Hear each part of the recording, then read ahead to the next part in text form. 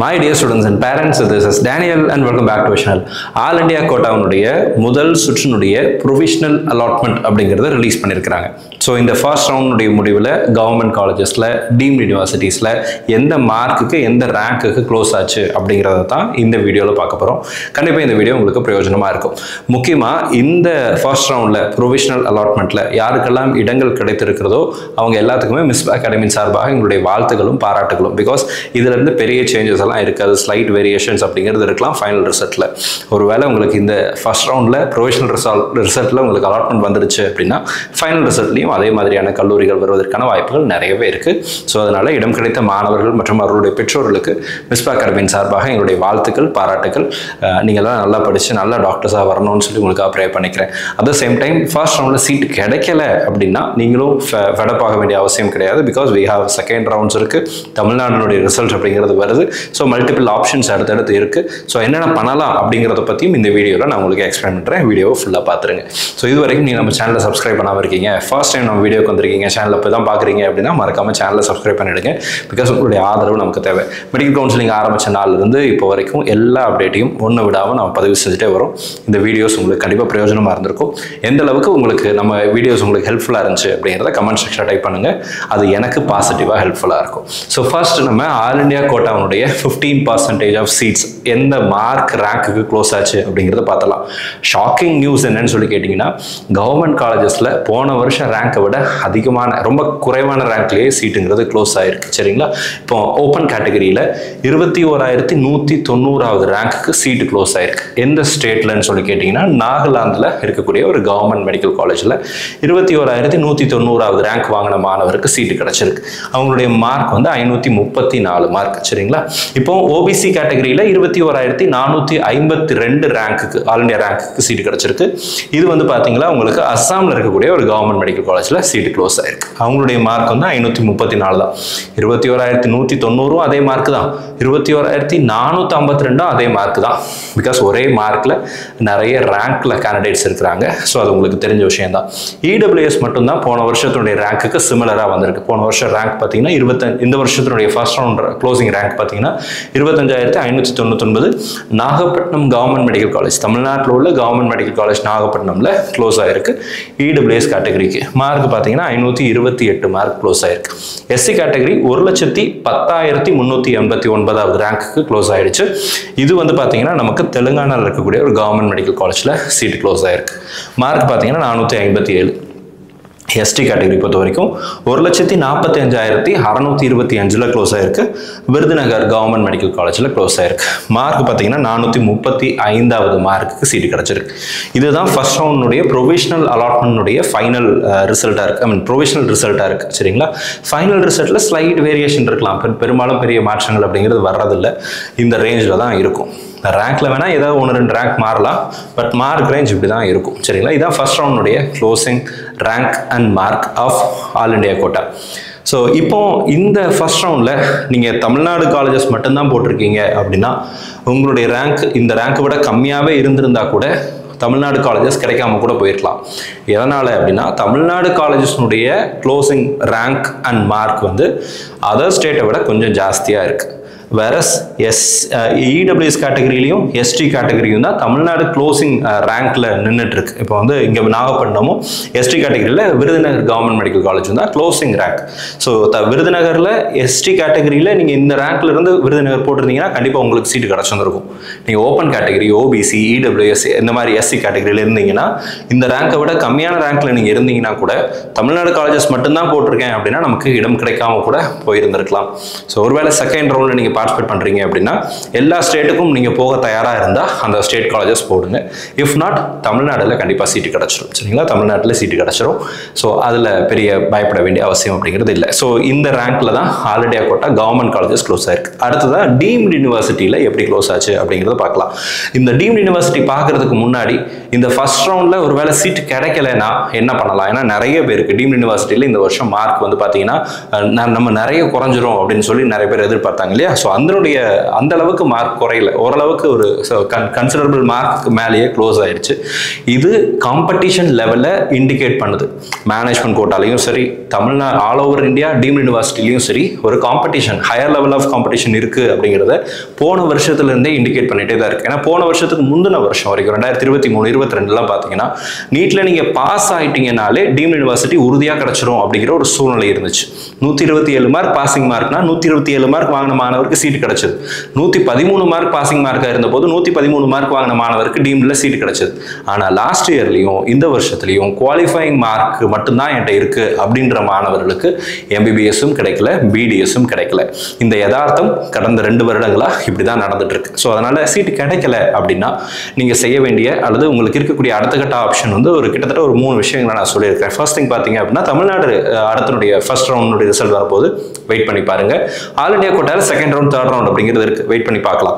ஆனால் closing mark பொறுத்த வரைக்கும் எஸ்பெஷலி இந்த டீம்டு யூனிவர்சிட்டி இந்த வருஷம் க்ளோசிங் மார்க் அப்படிங்கிறது பார்த்தீங்கன்னா 215 மார்க்குக்கு க்ளோஸ் ஆயிருக்கு. ஆல் ஓவர் இந்தியா 215 மார்க்கை விட கம்மியான மார்க் இருக்கிற மாணவர்களுக்கு எம்பிபிஎஸ் கிடைக்கல. பிடிஎஸ்க்கும் இதே சூழ்நிலை தான் இருக்கு, சரிங்களா? ஸோ அப்போ இந்த ரேஞ்சில் இருக்கிறதுனால அந்த மார்க்கை விட கம்மியாக இருக்கக்கூடிய மாணவர்கள் அடுத்த ரவுண்டில் மார்க் இன்னும் குறையுமா அப்படின்னு கேட்டிங்கன்னா யதார்த்தமாக போன வருஷத்தில் நடந்த ப்ராக்டிக்கல் இன்சிடென்ட்ஸ் என்ன அப்படின்னு கேட்டிங்கன்னா போன வருஷம் all India quota first round closing மார்க்கை விட செகண்ட் ரவுண்ட் க்ளோசிங் மார்க் டிராஸ்டிக்காக இன்க்ரீஸ் ஆயிருந்துச்சு. ஸோ அதே சினாரியோ இந்த வருஷமும் இருக்கலாம். ஸோ அதனால் 215 மார்க்கை விட கீழே இருக்கிறேன் அப்படின்னா நமக்கு வந்து மேபி பிடிஎஸ் போகிற ஐடியா இருந்துச்சு அப்படின்னா செகண்ட் ரவுண்டில் பிடிஎஸ் போடுங்க, மேபி கிடைக்கலாம்.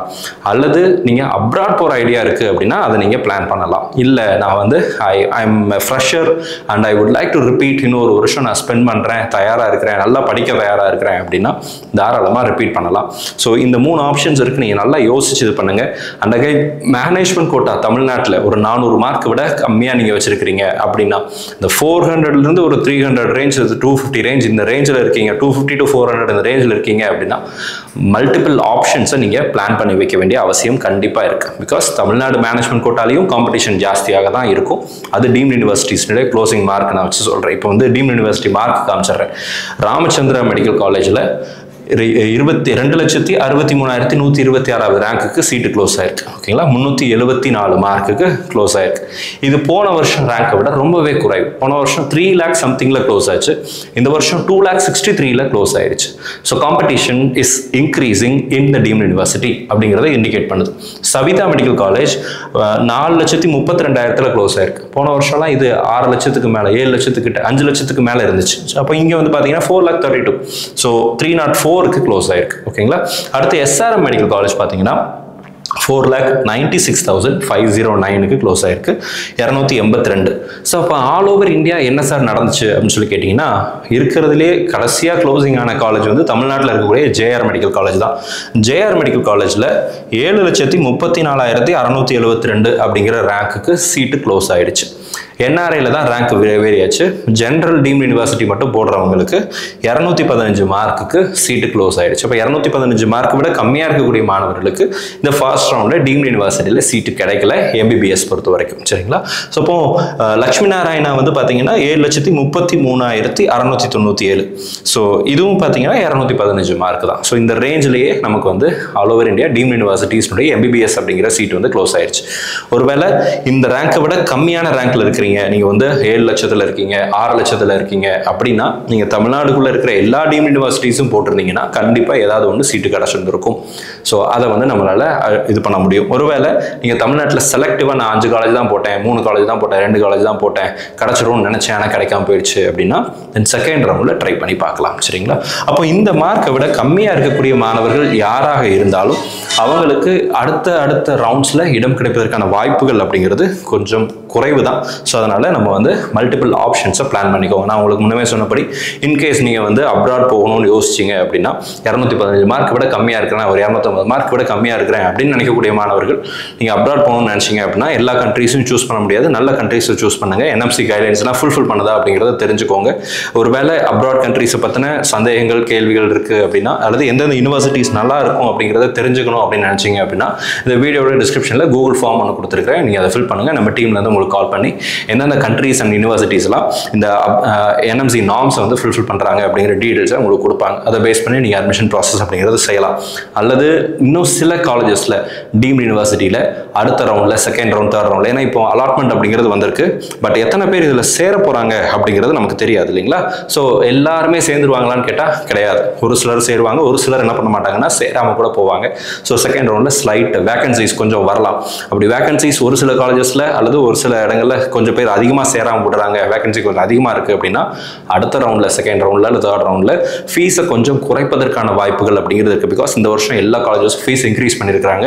ஸோ நமக்கு வந்து மார்க் அப்படிங்கிறது கொஞ்சம் இதாக இருக்குது. ஸோ அப்போ இதில் எல்லாரும் சேருவாங்களா இல்லையாங்கிறது வந்து அந்த மாணவர்கள் பெற்றோர்களுக்கு தான் தெரியும். ஸோ அப்போ மார்க் குறையும் போது நமக்கு வந்து அடுத்த ரவுண்டில், செகண்ட் ரவுண்ட், தேர்ட் ரவுண்டில் வேகன்சிஸ் கொஞ்சம் அதிகமாக இருந்துச்சு அப்படின்னா சில கல்லூரிகள் ஃபீஸை கொஞ்சம் குறைக்கிறதுக்கு வாய்ப்புகள் இருக்குது. ஒருவேளை அந்த மாதிரி ரெடியூஸ்டு ஃபீஸ் ஸ்ட்ரக்சரில் ஒரு 20 லட்சம், 21 லட்சம், 22 லட்சம், ஏன்னா இப்போலாம் 25, 28 அப்படின்னு போயிடுச்சு.